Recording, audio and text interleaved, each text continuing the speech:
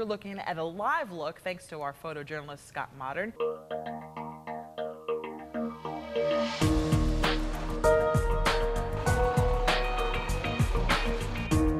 Channel 3 was there as the driver of the second vehicle, a red Camry, was taken into custody.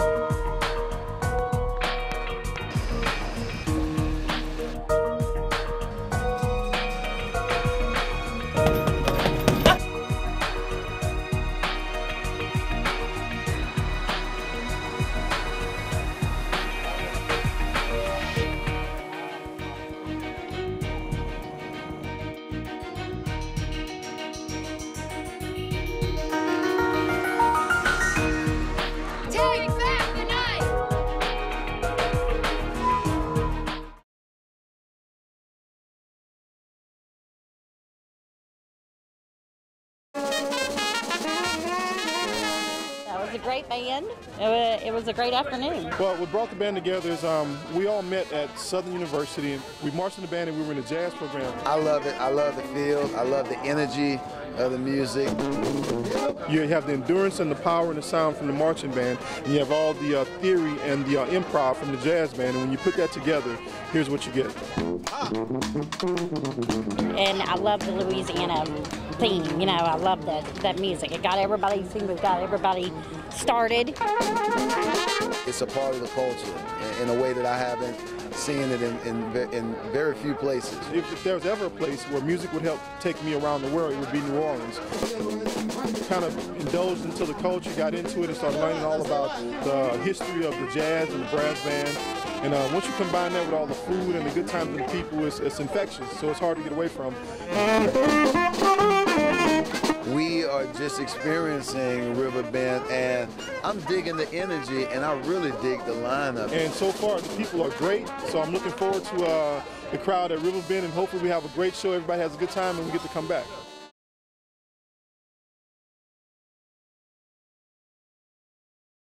By the end of the shift, hundreds of items will be moved through production here inside the plant. But despite the recent news, as you can see, it's business as usual here on the Hardwicks floor.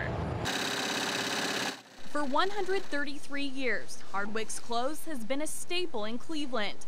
Quality clothing made by hand since 1880. And all the components that go in this and the skill is just unbelievable. It's rare. You don't find that today. Paul Bates got his start in the mailroom nearly 30 years ago.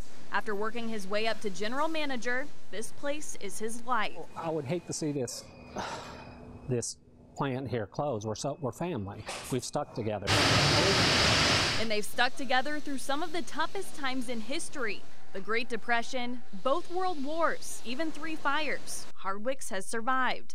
Bates hopes they will this time, too. The actuarial assumptions and the economic realities of our business didn't meet. Fifth-generation CEO Tommy Hopper says the company was forced to file for Chapter 11 bankruptcy protection on Monday. It was the only course of action we had in order to save the jobs and save the company and save the company's assets. Hardwicks received a $7 million immediate payment demand from the Pension Benefit Guaranty Corporation in October. With $11 million in assets, the books couldn't balance. You know, we're in a tough business. There's no denying that, but we've got a bright future. And like each cloth that's pushed through these machines, Hardwicks is determined they'll pull through. We're Hardwicks. We're survivors. Like I said, 2 world wars, the Great Depression. Now we've got a recession here that we've got to maneuver our way through. The company says it has received some interest in some new investors, but no deal has been reached yet. In Cleveland, Sarah Sidery, Channel 3 Eyewitness News.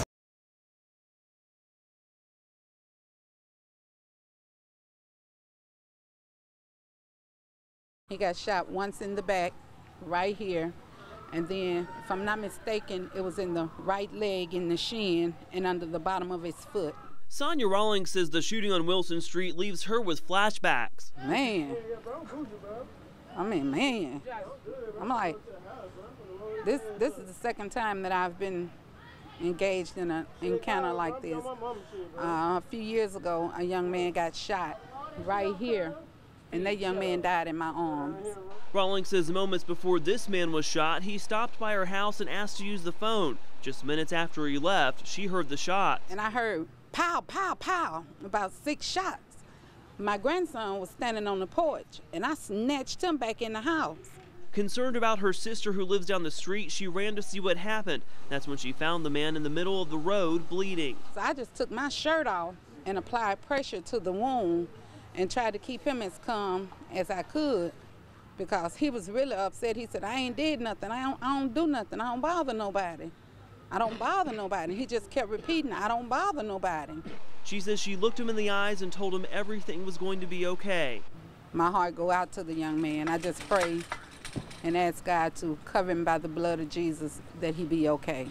Rawlings says something has to change. Put the guns down. Put the gun down and pick up the Bible.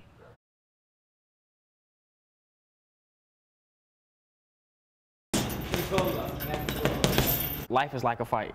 Every day it's a shooting going on. Found somebody dead somewhere. It's scary to say it, but you gotta, face reality. People die every day out here. Those at West Side Boxing Club know Chattanooga's gang and violence issues are very real. It was part of their everyday life. The environment that I am in, if I didn't have boxing in my life, I'd either be dead or in jail. But like world-class boxer Roger Hilly, they fought their way out of it with mentoring from coaches Andy and Joe Smith. Now as mayor-elect Andy Burke takes office with the hefty goal of cracking down on the city's violence, Joe Smith says his door is always open because city officials can't do it alone. We can't wait for the mayor to fix this or the police department to fix this. The only way it's going to be fixed is by the community, everybody getting involved. He says too often gangs guide kids down the wrong path with a false sense of family. Where's it really going to lead you in life? Like my friend Roger said earlier, you're either going to end up dead or in jail. They say if you want to see what a real family is about, come to the City Golden Gloves tournament this Friday and Saturday at the Convention Center. Not alone come to the fights, come to the gym. We'll welcome you in with open arms, treat you just like family if you come in. We're a godly, loving place. Everybody at the gym has a story. The Westside Boxing Club is challenging them to share theirs. Trade in the street life for a set of gloves and some discipline, because the boxing part is only a fraction of what they do. Boxing is just one of the many tools that we utilize to be able to help that young person turn his behavior around before we read about him in the newspaper being shot or shooting somebody.